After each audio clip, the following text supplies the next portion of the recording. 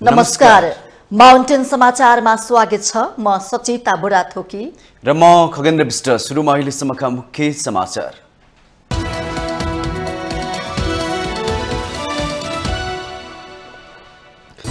टिकापुर हत्याकाण्डका दोषी रेशम चौधरीलाई जिल्ला र उच्च अदालतले तोकेको जन्मकैद सजाय सर्वोच्च अदालत सदर 2 जना प्रतिवादीले पाए सफाई। सरकारको नीति तथा कार्यक्रमबारे सत्ता साझेदार दलहरूसँग प्रधानमन्त्री प्रचण्डले गरे छलफल। कृषि, उद्योग, शिक्षा र स्वास्थ्यलाई प्राथमिकता दिन सहयात्रीको आग्रह। भुटानी शरणार्थी प्रकरणमा भइरहेको छानबिनबारे कांग्रेस महामन्त्री शर्माले मागे सरकारको जवाब। कुनै पनि दबावले पछि नहट्ने गृहमन्त्री श्रेष्ठको भनाई। अयोग्य लडाकुलाई जनही 2 लाख दिने कार्यविधि कार्यान्वयन नगर्न सर्वोच्चको अल्पकालीन आदेश। मुकेश कायस्थलाई शहीद घोषणा गर्ने सरकारको निर्णय। दक्ष जनशक्तिसँगै वर्षेनी अर्बौं रुपियाँ नेपालबाट पलायन हुने गरेको डरलाग्दो तथ्य। गाउँ घरमा न त जिउँदाका जन्ती न त मर्दाका मलामी। देश विकास 100 वर्ष पछाडि धकेलिँदै। छिमेकी मुलुक सुडानबाट भागेका मानिसलाई शरण दिन दक्षिणी सुडानले बनायो आश्रय स्थल। विश्व खाद्य कार्यक्रमले खाद्यान्न सहयोग गर्ने। र इन्डियन प्रिमियर लिगमा मुम्बई इन्डियन्समाथि रोमाञ्चक जितसँगै लखनऊ सुपर जायन्ट्स प्लेअफ नजिक। 5 पटकको विजेता मुम्बई 5 रनले पराजित।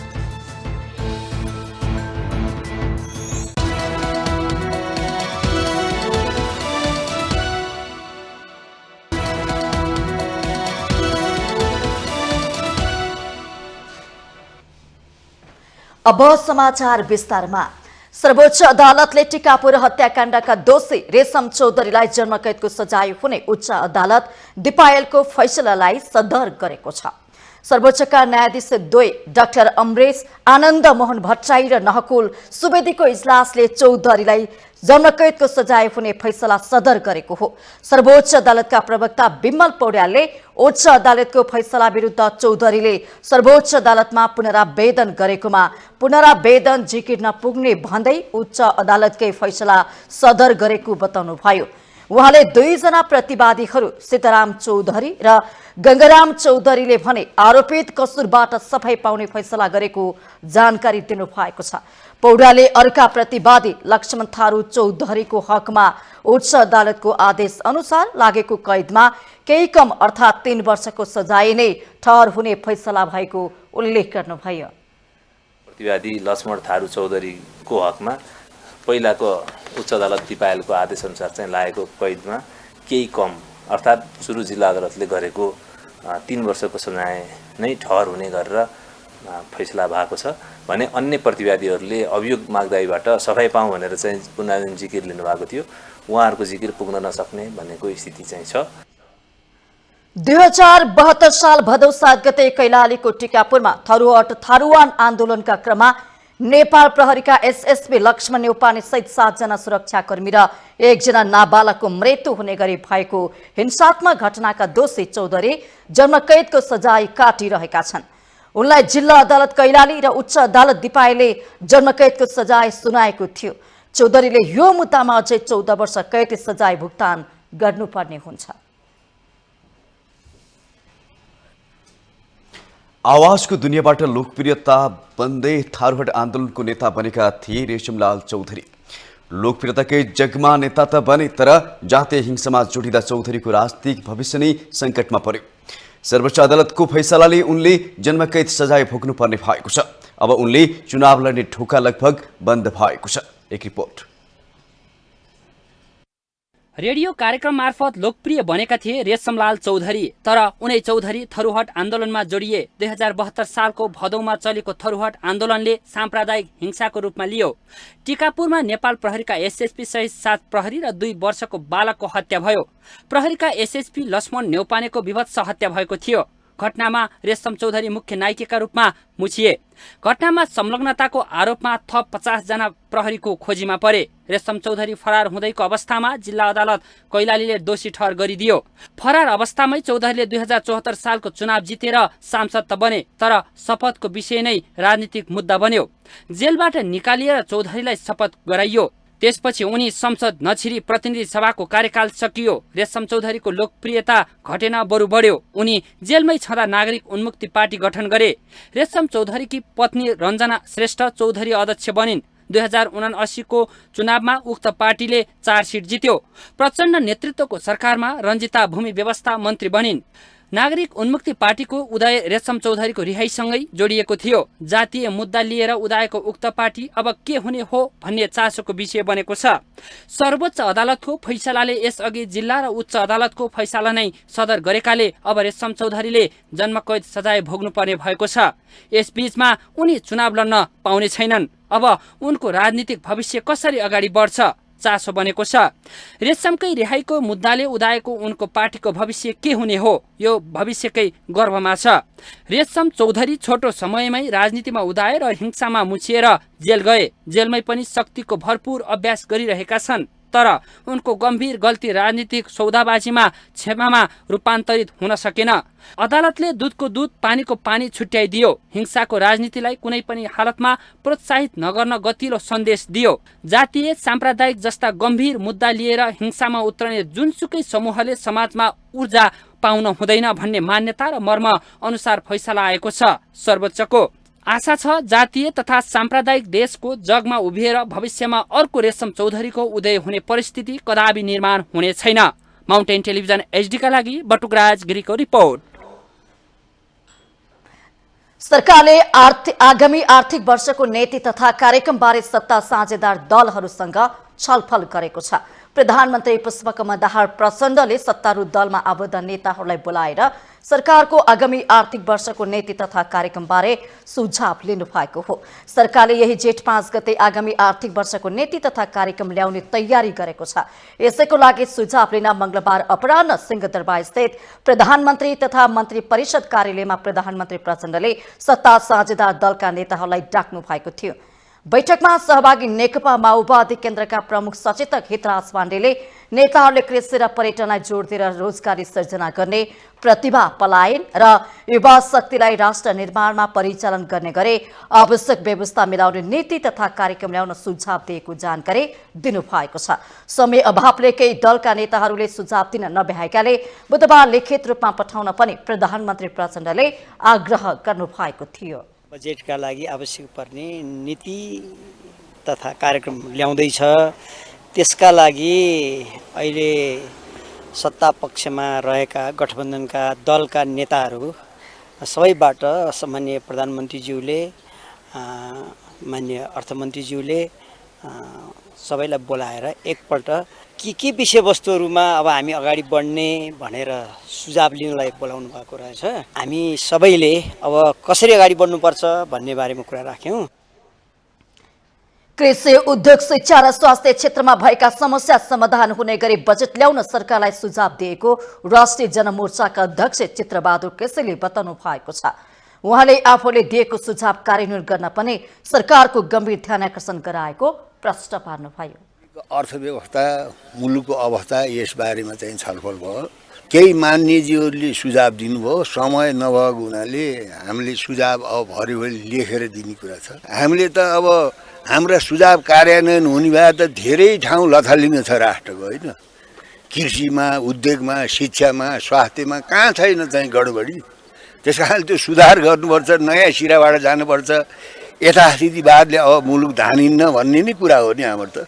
सुझाव कार्यान्वयन हुँदैन भन्ने हो त्यो सुझाव कार्यान्वयन हुँदैन, त्यो कार्यान्वयन गर्नुपर्छ भन्ने हाम्रो सुझाव हो। बैठकमा नेपाली कांग्रेसका सभापति एवं पूर्व प्रधानमन्त्री शेरबहादुर देउवा, नेकपा एकीकृत समाजवादीका अध्यक्ष एवं पूर्व प्रधानमन्त्री माधव कुमार नेपाल, नेपाल समाजवादी पार्टीका अध्यक्ष एवं पूर्व प्रधानमन्त्री डाक्टर बाबुराम भट्टराई, जनता समाजवादी पार्टी नेपालका अध्यक्ष उपेन्द्र यादव, लोकतान्त्रिक समाजवादी पार्टी नेपालका अध्यक्ष महन्त ठाकुर, जनमत पार्टीका अध्यक्ष सिके राउत लगायतका सत्तारूढ दलमा आबद्ध नेताहरू सहभागी हुनुहुन्थ्यो। प्रतिनिधि सभा गठन भएको 6 महिनापछि मंगलबारदेखि संसदीय समितिहरू क्रियाशील भएका छन्। मंगलबार प्रतिनिधि सभा अन्तर्गतको 10 वटा विषयगत समितिहरूको बैठक सिंहदरबार स्थित आफ्नो कार्यालयमा बसेको थियो। सबै समितिको बैठकको सभापतित्व समितिका ज्येष्ठ सदस्यहरूले गर्नुभएको छ। सार्वजनिक लेखा समितिको सभापतित्व समितिका ज्येष्ठ सदस्य नेपाली कांग्रेसका सांसद अर्जुन नरसिंह केसीले गर्नुभयो। पूर्वाधार विकास समितिको सभापतित्व नागरिक उन्मुक्ति पार्टीका सांसद लालवीर चौधरी, अन्तर्राष्ट्रिय सम्बन्ध र पर्यटन समितिको सभापतित्व राष्ट्रिय प्रजातन्त्र पार्टीका सांसद पशुपति शमशेर जबराले गर्नुभएको थियो। त्यसैगरी उद्योग तथा वाणिज्य र श्रम तथा उपभोक्ता हित समितिको सभापतित्व नेपाल कम्युनिस्ट पार्टी माओवादी केन्द्रका सांसद रणेन्द्र ब्राइली, कृषि सहकारी तथा प्राकृतिक स्रोत समितिको जनता समाजवादी पार्टीका सांसद नवल किशोर शाह सुडी, शिक्षा तथा स्वास्थ्य समितिको नेकपा एमालेका सांसद कालुराम राई र राज्य व्यवस्था तथा सुशासन समितिको सभापति राष्ट्रिय जनमोर्चाका सांसद चित्रबहादुर केसी गर्नुभयो।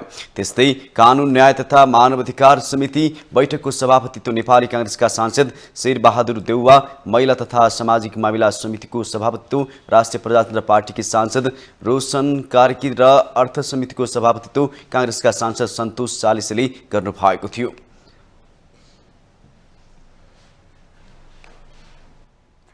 उपप्रधान तथा गृहमन्त्री नारायण काजी श्रेष्ठले नक्कले भुटानी शरणार्थी प्रकरणमा विषयमा सरकार कुनै पनि दबावमा पछि नहट्ने दावी गर्नुभएको छ।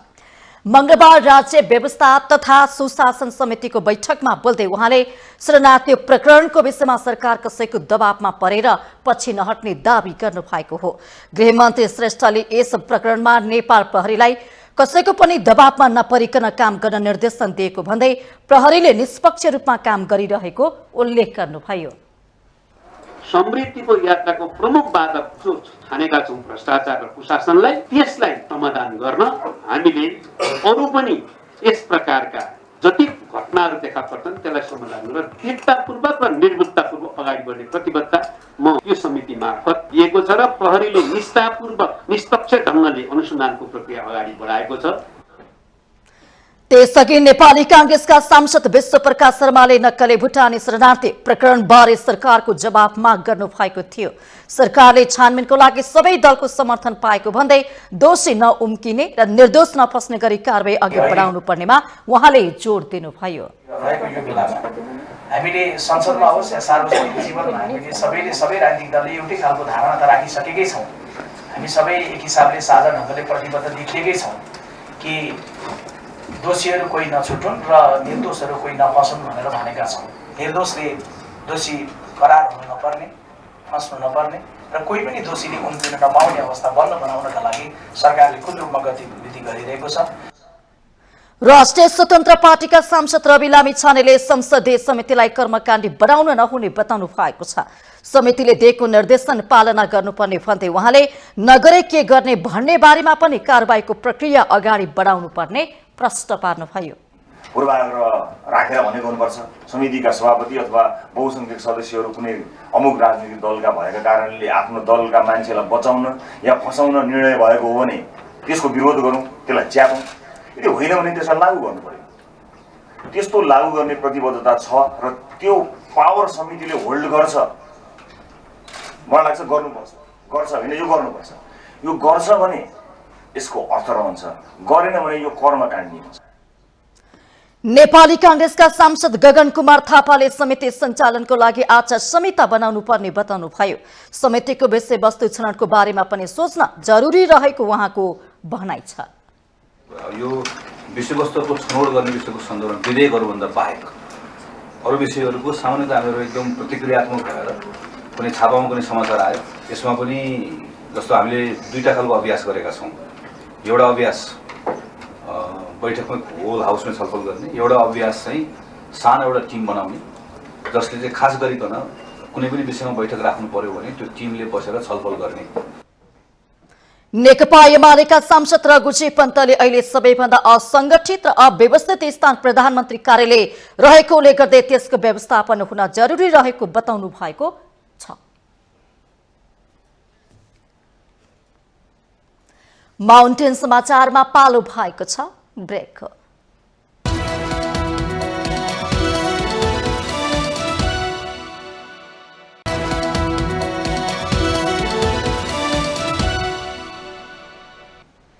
ब्रेकपछि स्वागत छ अब बाँकी समाचार। सर्वोच्च अदालतले माओवादी सशस्त्र विद्रोहका अयोग्य लडाकुलाई जनै 2 लाख रुपियाँ दिने भनेर मन्त्री परिषदले जारी गरेको कार्यविधि कार्यान्वयन नगर्न अल्पकालीन अन्तरिम आदेश जारी गरेको छ। सर्वोच्च अदालतका न्यायाधीश कुमार रेग्मीले ज्ञानेन्द्र आरण समेतको रिट निवेदनमा सुनवाई गर्दै सरकारले जारी गरेको कार्यविधि तत्कालका लागि कार्यान्वयन नगर्न अल्पकालीन अन्तरिम आदेश जारी गरेको हो।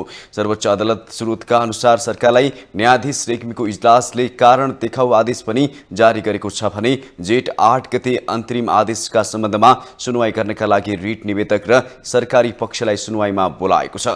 आरण समेतले प्रधानमन्त्री तथा मन्त्री परिषदको कार्यालय समेतलाई विपक्षी बनाएर रिट दायर गर्नु भएको थियो। रिट निवेदकको तर्फबाट सुनवाई गर्नुभएका अधिवक्ता कीर्तिनाथ शर्मा पौडेलले न्यायाधीश रेग्मीको इजलासबाट अल्पकालीन अन्तरिम आदेश जारी गर्दै अहिले सरकारले गरेको निर्णय तत्कालका लागि कार्यान्वयन नगर्न अल्पकालीन आदेश जारी भएको जानकारी दिनुभयो। अर्थतन्त्र अप्ठ्यारोमा परेको संविधान र ऐनले कुनै व्यवस्था नगरेको सन्दर्भमा मन्त्री परिषदले कार्यविधि बनाएर कार्यकर्तालाई सरकारी राज्य कोषबाट रकम दिन लागेको भन्दै रिट दायर भएको थियो। प्रधानमन्त्री प्रचण्डले एमाले रासोपा र राप्रपा सरकारबाट बाहिरिएपछि 16 वटा मन्त्रालय आफैले सम्हालेका बेला मन्त्री परिषदबाट अयोग्य लडाकुलाई जनै 2 लाख रुपियाँ दिने निर्णय गराउनु भएको थियो।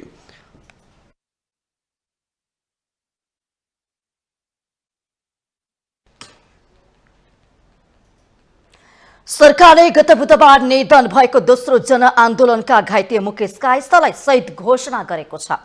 मन्त्री परिषदको मंगलबार सिंहदरबारमा बसेको बैठकले कायस्थलाई शहीद घोषणा गर्ने निर्णय गरेको सरकारका प्रवक्ता तथा सञ्चार मन्त्री रेखा शर्माले जानकारी दिनुभएको छ।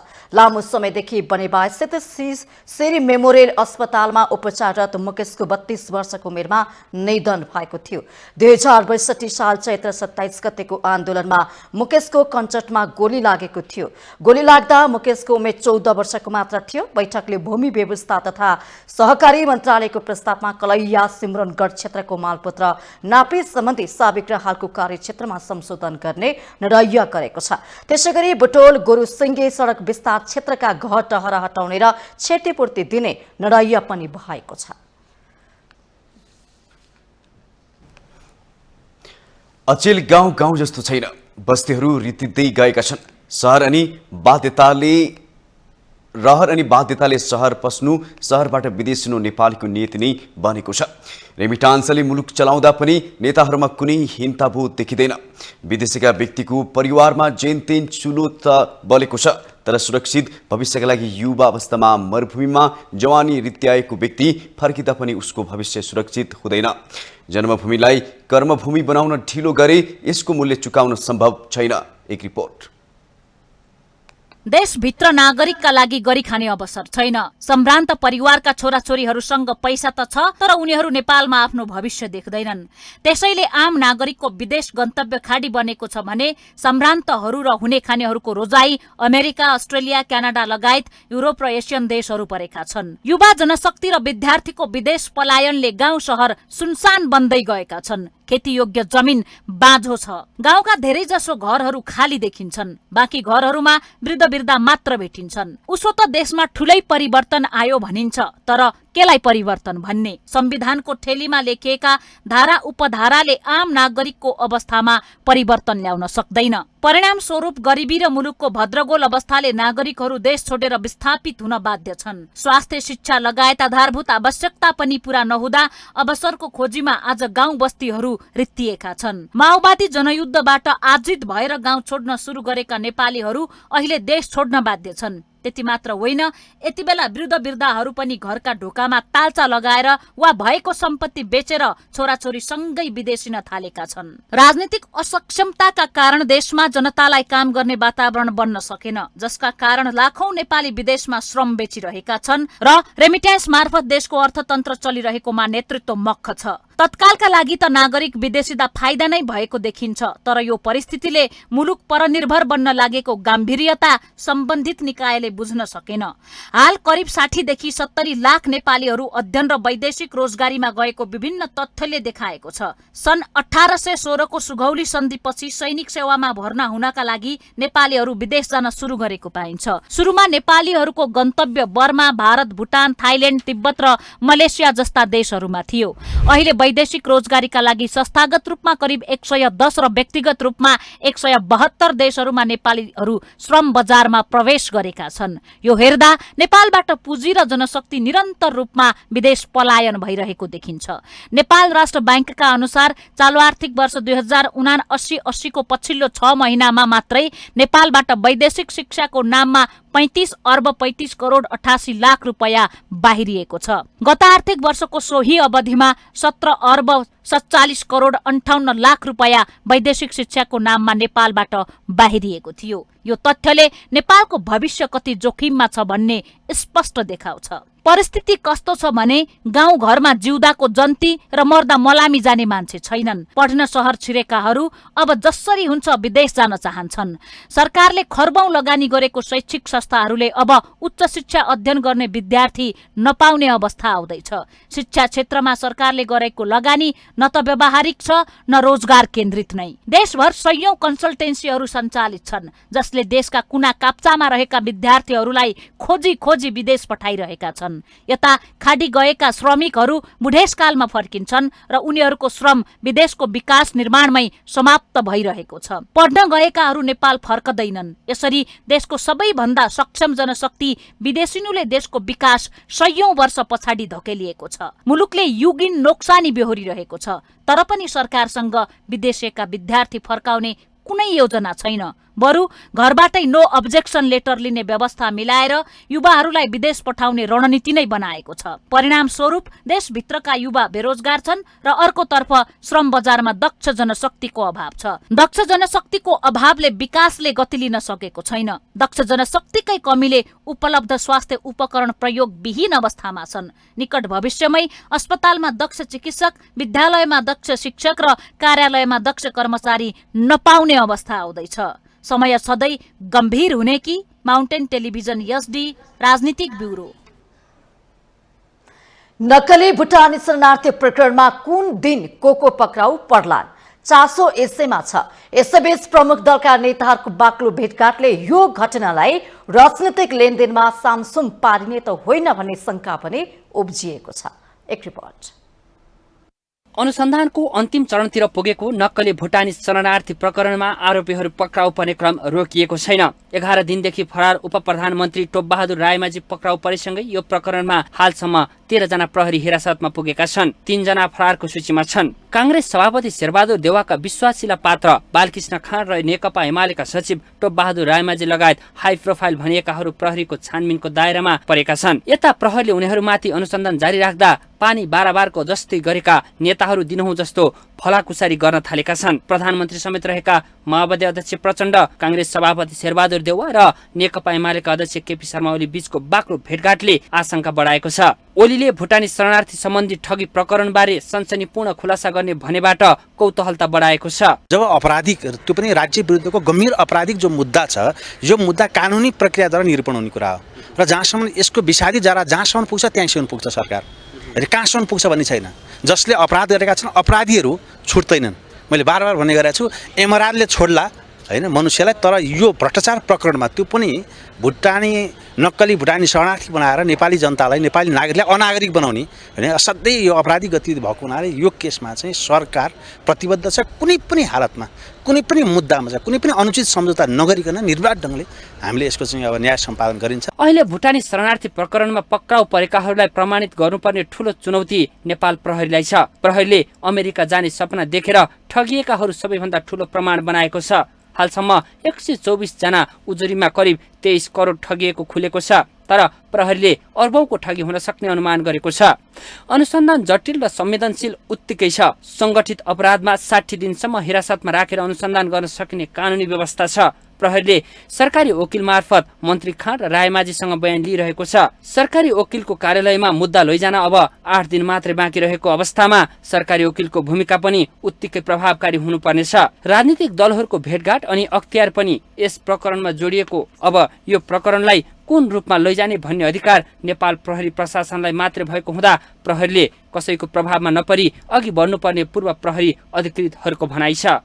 हामीले जब अगाडि बढाउँछौँ मिसिल भन्नुहोस् फाइल भन्नुहोस्, त्यो बेलामा अभियोजन प्रणालीलाई नै कमजोर बनाउने गरेर हामीहरूले डकुमेन्टेसन चाहिँ नि गर्ने हाम्रो अभ्यास चाहिँ नि विगतमा रह्यो।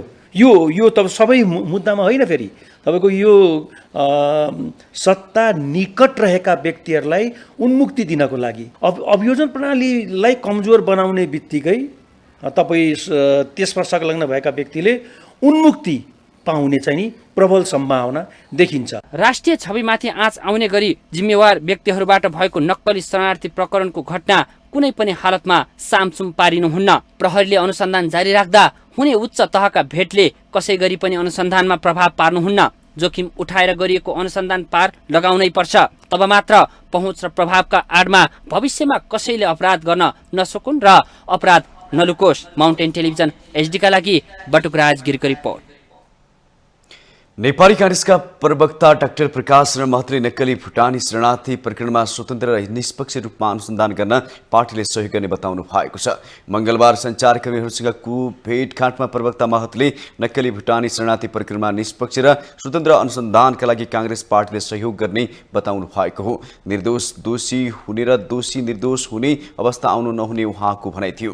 प्रवक्ता महतले पार्टीका केन्द्रीय सदस्य तथा पूर्व गृहमन्त्री बालकृष्ण खाँडले आफू निर्दोष को प्रमाणित गर्ने भनेकाले उहाँको सन्दर्भमा पार्टीले कुनै निर्णय नगरेको जिकिर गर्नुभयो। एमाले सचिव टोप बहादुर रायमाझी र खाँडको केस फरक रहेको भन्दै एउटैमा जोड्न नमिल्ने उहाँको धारणा थियो। हाम्रो पार्टीको नेता पनि अब बालकृष्णजी पनि त्यसमा हुनुहुन्छ। अनुसन्धान जारी छ। अनुसन्धानबाट त्यसको निष्कर्ष नआएसम्म हामीलाई त थाहा छैन। अब रायमाझीको केस फरक छ र त्यसमा एउटै उसमा चाहिँ जोड्ने अवस्था पनि म देख्दिनँ। तर अब जे चाहिँ अनुसन्धानले निष्कर्ष निकाल्छ त्यो अनुसार चाहिँ पार्टीले आफ्नो दृष्टिकोण बनाउँछ। जहाँसम्म अहिलेसम्म हाम्रो दृष्टिकोण हो, हामीले भनि नै आएका छौँ स्वतन्त्र निष्पक्ष अनुसन्धान होस्। त्यस्तै प्रवक्ता महतले कांग्रेस केन्द्रीय सदस्य तथा सांसद डाक्टर आरजु राणा देउबाको सम्बन्धमा नक्कली अडियो फैलाएको भन्दै त्यसप्रति पार्टीको गम्भीर ध्यानाकर्षण भएको बताउनुभयो। देउबा आफैले सो अडियोको अनुसन्धान गर्न साइबर ब्युरोमा निवेदन दिइसकेको अवस्थामा मिडियामा ट्रायल गरेर दोषी नबनाउनु उहाँले आग्रह गर्नुभयो। कहाँ जानुभयो के गर्नुभयो भनेर त्यसको चाहिँ पार्टीले त्यसलाई फलो गर्ने कुरा चाहिँ भएन। अब जहाँसम्म यो अहिले चाहिँ मिडिया ट्रायल सामाजिक सञ्जालको ट्रायल भइरहेको छ कि हाम्रो डाक्टर आरजुको विषयलाई पनि लिएर उहाँले आफैले प्रतिरक्षा गरिरहनु भएको छ। आफैले साइबर सेक्युरिटी साइबर ब्युरोमा गएर यो चाहिँ नक्कली कुरा हो, यसको अनुसन्धान गरेर उहाँले भनिरहनु भएको छ। भनेपछि पहिला नै कुनै न उहाँ आरोपित हो न त्यसको कुनै प्रमाणिकता छ। त्यो खाले चाहिँ त्यो जुन आयो भनेर चाहिँ सामाजिक सञ्जाल र मिडियामा आएको छ। यत्तिकै अब चाहिँ यो सामाजिक सञ्जाल र मिडिया ट्रायल गरेर दोषी हो भने जस्तो चाहिँ गर्नु त भएन नि। प्रवक्ता महतले सञ्चारकर्मीहरूको जिज्ञासाको जवाब दिँदै पार्टी सभापति शेरबहादुर देउवाले निष्पक्ष र स्वतन्त्र अनुसन्धानका लागि सघाइरहेको जिकिर गर्नुभयो।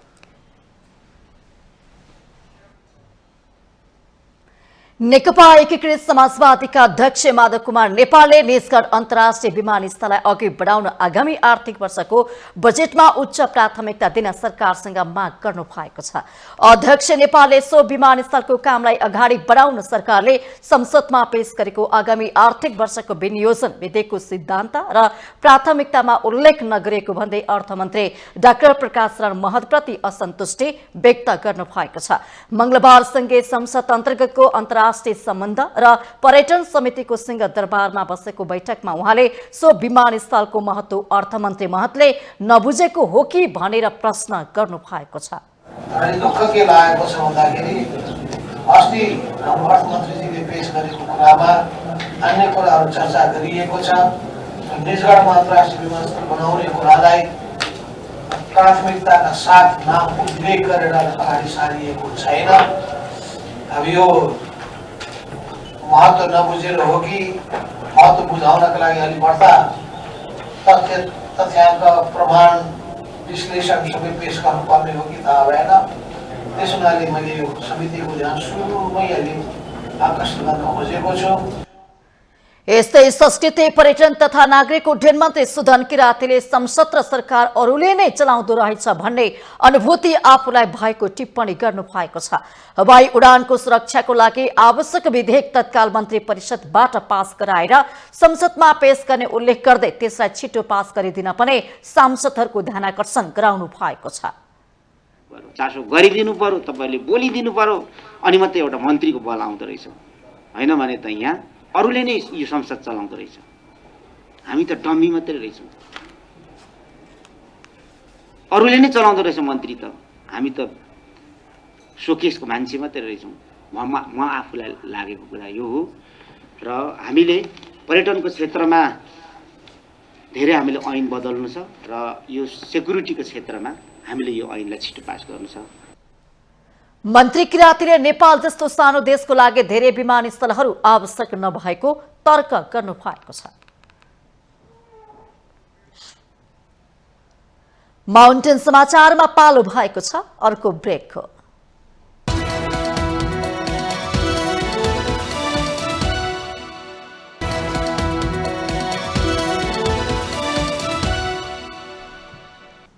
ब्रेकपछि स्वागत छ। अब बाँकी समाचार। कानून मन्त्री धनराज गुरुङले बेपत्ता पारेका व्यक्तिको छानबिन सत्य निरूपण तथा मेलमिलाप आयोग र सम्पत्ति शुद्धिकरण सम्बन्धी विधेयकलाई छिट्टै टुङ्गोमा पुर्याउनु पर्ने बताउनु भएको छ।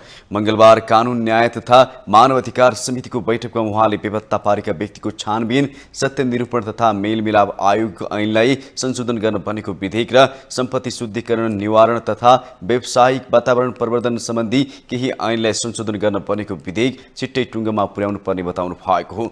मन्त्री गुरुङले यी दुवै विधेयकहरूको महत्त्वलाई बुझ्दै छिटोभन्दा छिटो प्रक्रियामा लगेर अगाडि बढाउनु पर्ने उल्लेख गर्नुभयो।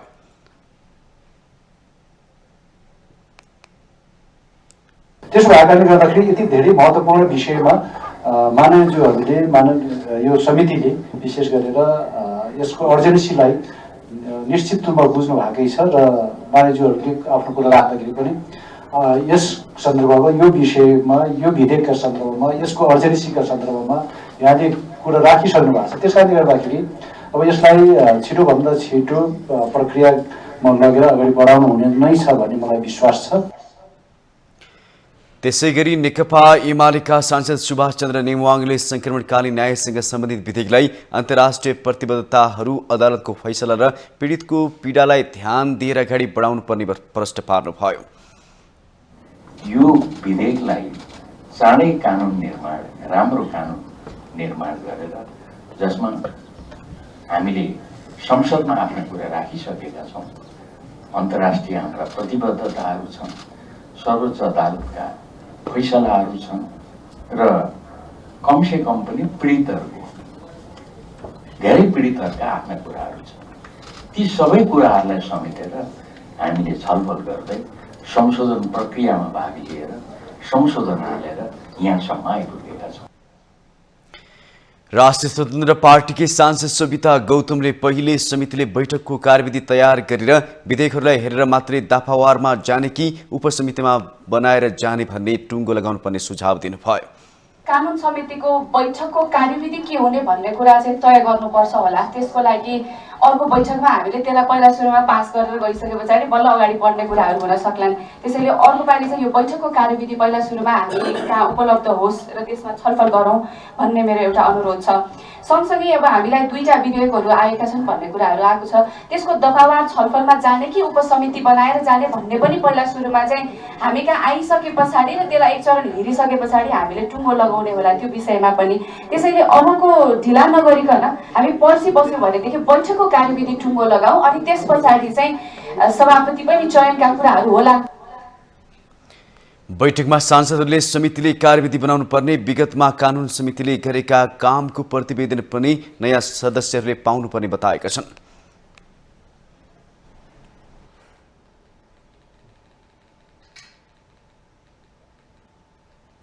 स्वास्थ्य तथा जनसंख्या मन्त्री मोहन बहादुर बस्नेतले शुल्क तिर्न नसकेर विद्यार्थीले मर्नुपर्ने अवस्थाको अन्त्य गर्न आवश्यक रहेको बताउनु भएको छ। मंगलबार सिंहदरबारमा बसेको शिक्षा, स्वास्थ्य तथा सूचना प्रविधि समितिको बैठकमा मन्त्री बस्नेतले यस्तो बताउनु भएको हो। उहाँले क्याम्पसको शुल्क तिर्न नसकेर मर्नुपर्ने बाध्यताको अन्त्य गर्ने कुरामा सरकार गम्भीर बन्नुपर्नेमा जोड दिनु भएको छ। यस सम्बन्धमा शिक्षा समितिको भूमिका पनि महत्वपूर्ण हुने मन्त्री बस्नेतको भनाइ छ। केही समय अघि मात्रै क्याम्पसमा शुल्क तिर्न नसकेकै कारण एक विद्यार्थीले आत्महत्या गरेको प्रसंगलाई लिएर उहाँले शुल्क तिर्न नसकेको कारण मर्नुपर्ने अवस्थाको अन्त्य गर्दै सरकारले शिक्षालाई प्राथमिकता दिएर अघि बढ्न जरुरी रहेको बताउनु भएको छ।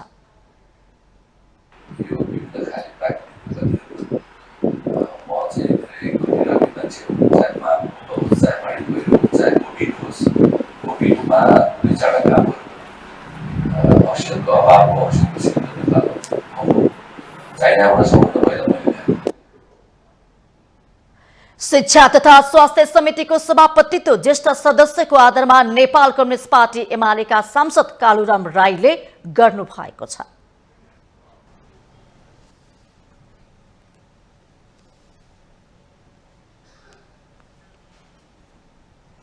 राष्ट्रिय दलित आयोगले दलित समुदायभित्रका थरहरूलाई दलित प्रमाणित गरिरहनु नपर्ने व्यवस्था गर्न सरकार समक्ष सिफारिस गरेको छ।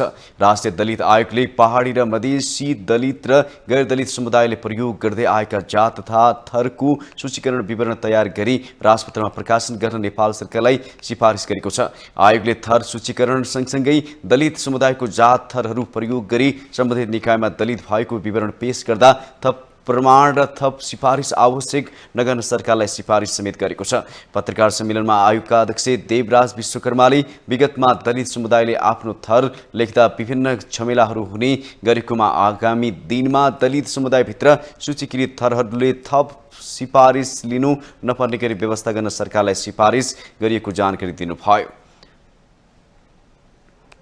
दलित समुदायले नै प्रयोग गरिराखेका उनीहरूको ओरिजिनल थर जे हो त्यसमा चाहिँ दलित समुदायले आफ्नो थर राख्दाखेरि विभिन्न खालका झमेलाहरू बेहोर्नु पर्ने अवस्था थियो र हामीले यसपटकको सूचीकरण गर्दाखेरि पहिलो सूचीमा भएका थरहरूको सिफारिस लिनु नपर्ने भनेर नेपाल सरकारलाई सिफारिस गर्दैछौँ र दोस्रो सूची जुन छ त्यो गैर दलित समुदायसँग मिल्ने जुन थरहरू छन् ती थरहरूमा मात्रै आफूले दलित समुदायको हुँ भन्ने क्लेम गर्नको लागि आवश्यक कागजपत्र सहित ती हकहरू लिने गरी हामीले त्यो व्यवस्था गरेका छौँ।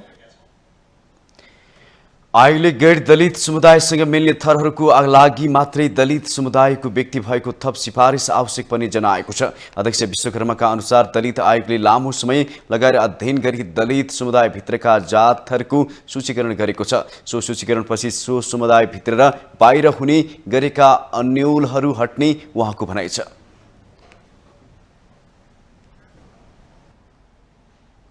श्रीमान र काका ससुरबाट यौन हिंसा परेको भन्दै सिराहाकी बिनु यादव काठमाडौँको माइती घरमा आमरण अनसन बसेको मंगलबार 7 दिन भएको छ।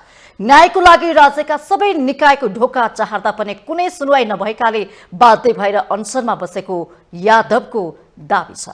एक रिपोर्ट। न्यायका लागि संघर्षमा उत्रिनु भएकी बिनु यादव माइतीघर मण्डलामा आमरण अनसनरत हुनुहुन्छ। न्यायकै लागि कहिले अदालत अघि प्रदर्शन गरेर गुहार गर्नुभयो त कहिले न्यायाधीशको अगाडि इजलासमै विष पिउनु भयो। तैपनि बिनुको बोली कसैले सुनेन। अन्तमा उहाँले आमरण अनसनको बाटो रोज्नुभयो। आफूमाथि अन्याय गर्ने श्रीमान र काका ससुरामाथि कानून बमोजिम कारबाही नभएसम्म अनसन नतोड्ने बिनुको अडान छ।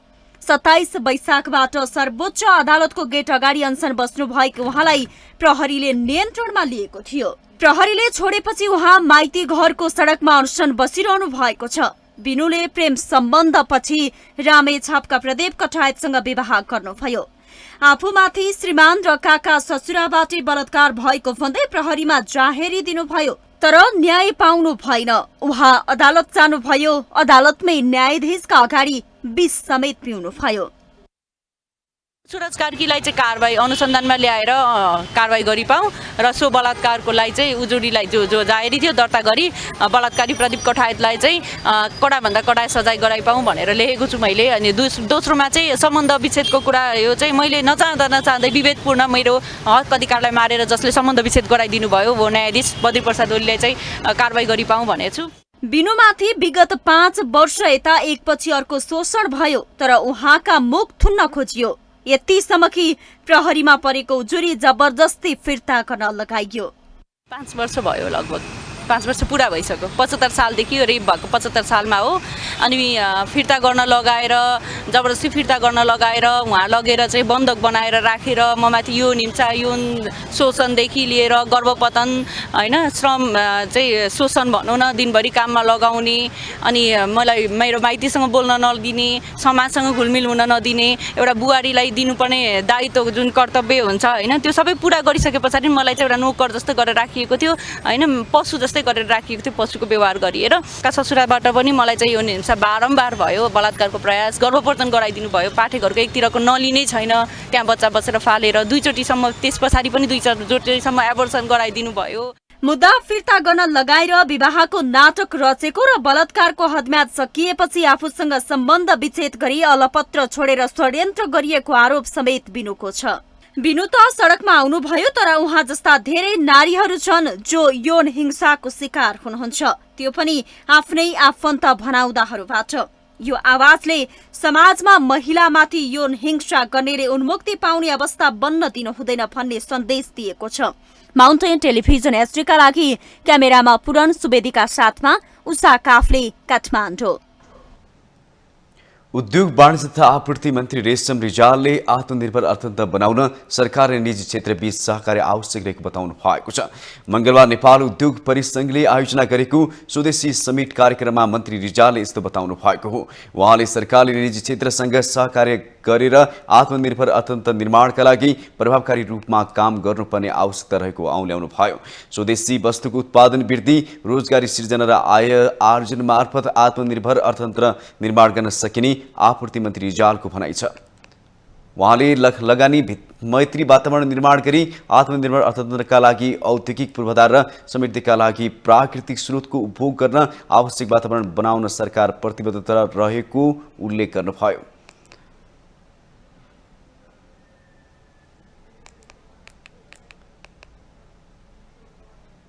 स्वदेशमा वस्तु तथा सेवाको उत्पादन, उपभोग साथै रोजगारी तथा आय आर्जन मार्फत आत्मनिर्भर अर्थतन्त्र निर्माण तथा क्रमिक विकासको उद्देश्य प्राप्तिका लागि नेपाल सरकार, उद्योग वाणिज्य तथा आपूर्ति मन्त्रालय र नेपाल उद्योग परिसंघको संयुक्त पहलमा सञ्चालन भइरहेको यस मेक इन नेपाल स्वदेशी अभियानले नेपाली वस्तु तथा सेवाको उत्पादन वृद्धि तथा प्रवर्धन गरी निर्यातमा समेत सकारात्मक भूमिका निभाउने विषयमा विश्वस्त छौँ।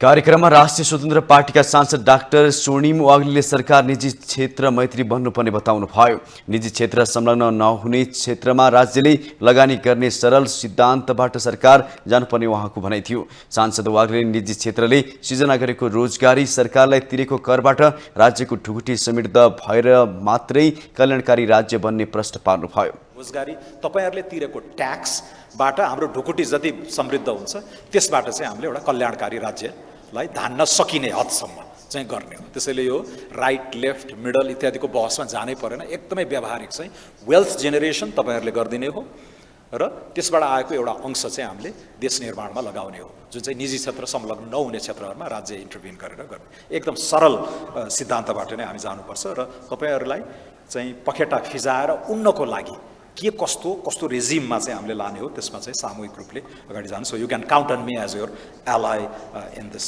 रिगार्ड। उहाँले छिमेकी मुलुकहरू आर्थिक रूपमा धेरै फड्को मारेको भन्दै विदेशी लगानी भित्रिने वातावरण बनाउन आवश्यक रहेको बताउनु भयो।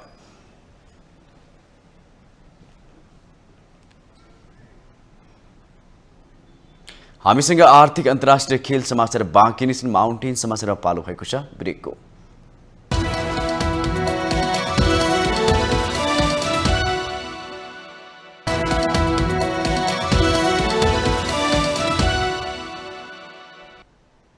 ब्रेकपछि पुनः स्वागत छ। अब पालो आर्थिक समाचारको। आर्थिक समाचारको साथमा जगदम्बा सुपर साइन तथा ग्याल्बा प्लस जीवनभरको भरोसा प्रस्तुत छ। रिद्धि सिद्धि सिमेन्ट गुणस्तरको नयाँ स्तर।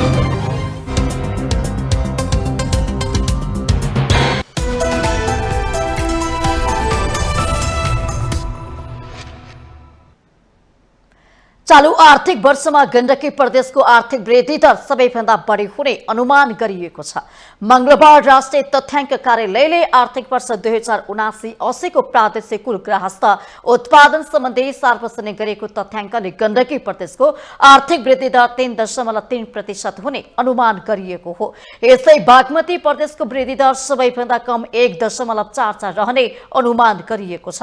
राष्ट्रिय तथ्याङ्क कार्यालयका निर्देशक ईश्वरी प्रसाद भण्डारीले चालू आर्थिक वर्षमा राष्ट्रिय वार्षिक कुल ग्राहस्थ उत्पादन उपभोक्ताको मूल्यमा करिब 53 खर्ब 81 अर्ब हुने अनुमान गरेकोमा सबैभन्दा बढी 36.8% योगदान सहित बागमती प्रदेशको कुल ग्राहस्थ उत्पादन उपभोक्ताको मूल्यमा करिब 19 खर्ब 81 अर्ब हुने अनुमान रहेको बताउनु भएको छ। उहाँले सबैभन्दा कम 4.1% को योगदान कर्णाली प्रदेशको उपभोक्ताको मूल्यमा करिब 2 खर्ब 1 अर्ब रुपियाँको हाराहारीमा हुने अनुमान रहेको बताउनु भएको छ। बागमती प्रदेशपछि कुल ग्राहस्थ उत्पादनमा बढी योगदान पुर्याउने प्रदेशहरूमा क्रमशः कोशी, लुम्बिनी, मधेस, गण्डकी र सुदूरपश्चिम प्रदेश रहेका छन्। 35% को योगदान दिन्छ। बागमती प्रदेशपछि अर्को सबभन्दा ठुलो प्रदेश भने कोशी प्रदेश हाम्रो अर्थतन्त्रमा 16% को योगदान दिएको हामीले अनुमान गरेका छौं। लुम्बिनी प्रदेशले हाम्रो चाहिँ अर्थतन्त्रमा 14% को योगदान दिएको छ। मधेस प्रदेशले 13% को योगदान, गण्डकी प्रदेशले 9% को योगदान, सुदूरपश्चिम प्रदेशले 7% को योगदान र कर्णाली प्रदेशले हाम्रो अर्थतन्त्रमा जम्मा 4% को योगदान दिएको अहिलेको अवस्था छ। चालू आर्थिक वर्षमा कोशी प्रदेशको आर्थिक वृद्धि दर 2%, मधेस प्रदेशको 1.69%, लुम्बिनीको 2.06%, कर्णाली प्रदेशको 1.91% र सुदूरपश्चिम प्रदेशको 1.78% वृद्धि हुने तथ्याङ्क कार्यालयको प्रक्षेपण रहेको छ। गत आर्थिक वर्षको तुलनामा सातै प्रदेशको आर्थिक वृद्धि दरमा संकुचन आउने देखिएको छ।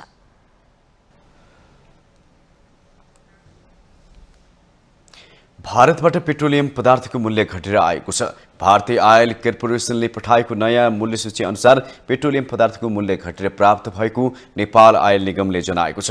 मंगलबार प्राप्त नयाँ मूल्य सूचीमा डिजेलको मूल्य प्रति लिटर 8 रुपियाँ भन्दा केही बढेर पेट्रोलको मूल्य करिब 9.5 रुपियाँले घटेर आएको निगमका प्रवक्ता मनोज कुमार ठाकुरले जानकारी दिनुभयो। आईओसीले डिजेल र पेट्रोलको मूल्य हरेक 15 दिनमा र अन्य पेट्रोलियम पदार्थको नयाँ मूल्य सूची एक महिनामा पठाउने गरेको छ। आईओसीले पठाएको नयाँ मूल्य सूची अनुसार उपभोक्ता मूल्य के हुने भन्ने बारे छलफल र प्रस्ताव तयार भइरहेको निगमका प्रवक्ता ठाकुरले जानकारी दिनुभयो। सञ्चालक समितिले उपभोक्ता मूल्य घटाउने वा नघटाउने निर्णय गर्ने उहाँको भनाइ छ। हाल डिजेलको उपभोक्ता मूल्य प्रति लिटर 165 रुपियाँ र पेट्रोलको 175 रुपियाँ रहेको छ।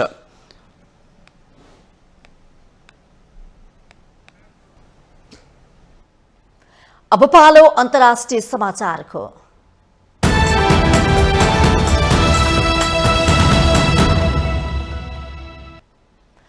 दक्षिण सुडानले छिमेकी सुडानमा द्वन्द्वबाट भागेका मानिसलाई आश्रय दिन आफ्नो उत्तरी क्षेत्रमा नयाँ शरणार्थी शिविर खोलेको छ। एकजना वरिष्ठ अधिकारीले सोमबार दिएको जानकारी अनुसार दक्षिण सुडानले ठूलो संख्यामा शरणार्थीलाई आश्रय दिइरहेको छ। ती आश्रय दिइरहेका शरणार्थीलाई बसोबास गर्न जग्गा छुटाउने निर्णय गरेको मानवीय मामिला तथा विपद व्यवस्थापनमा मन्त्री अल्बिनो अकोल अटकले पत्रकार सम्मेलनमा बताउनु भएको छ।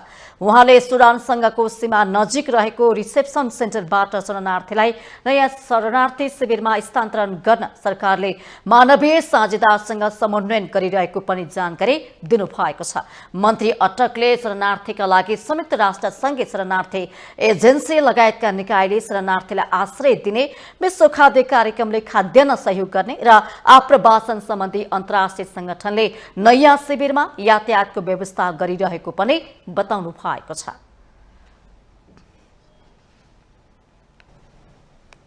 अब पालो खेल समाचारको।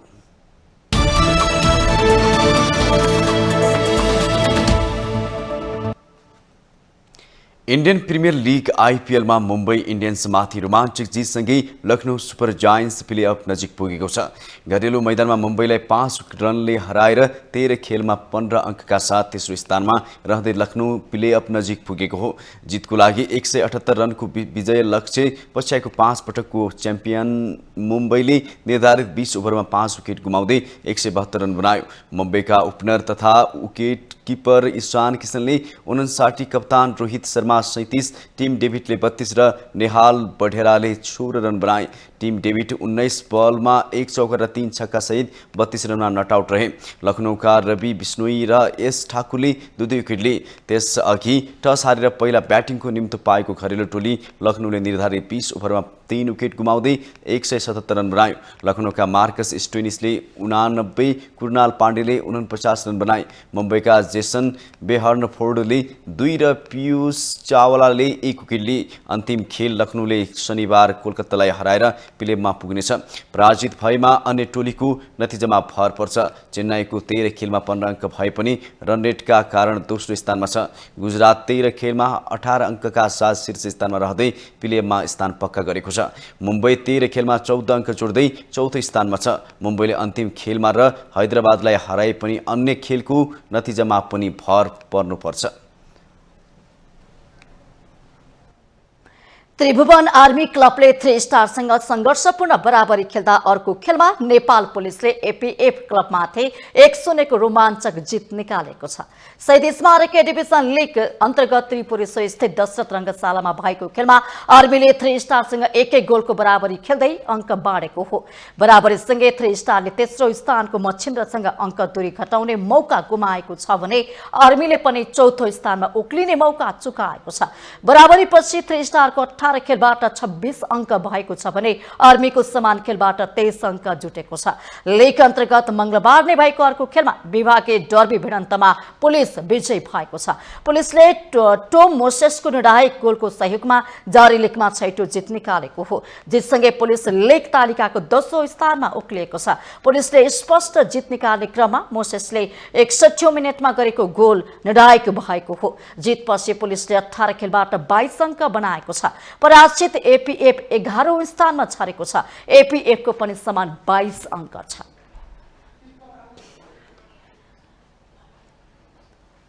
माउन्टेन समाचारमा पालो भएको छ ब्रेकको।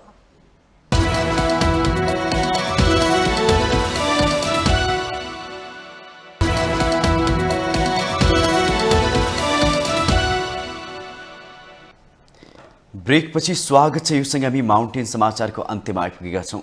जाँदा जाँदै मुख्य समाचार पुनः एकपटक।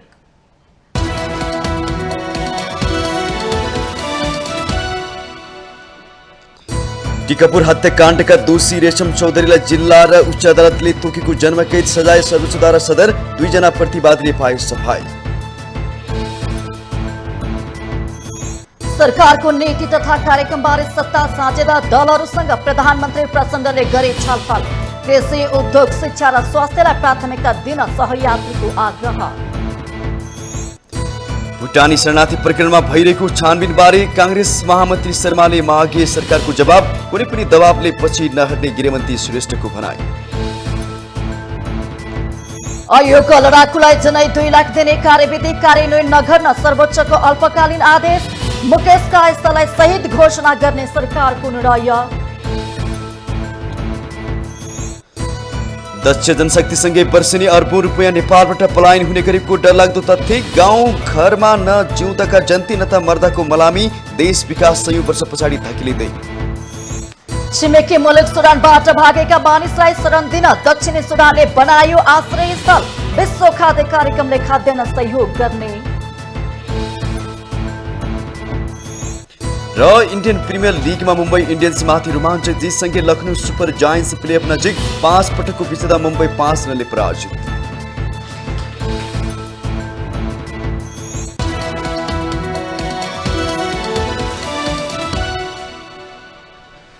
माउन्टेन समाचार अहिलेलाई सकियो। सत्य तथ्य र निष्पक्ष समाचारको लागि माउन्टेन टेलिभिजन HD हेर्दै रहनुहोला। नमस्कार।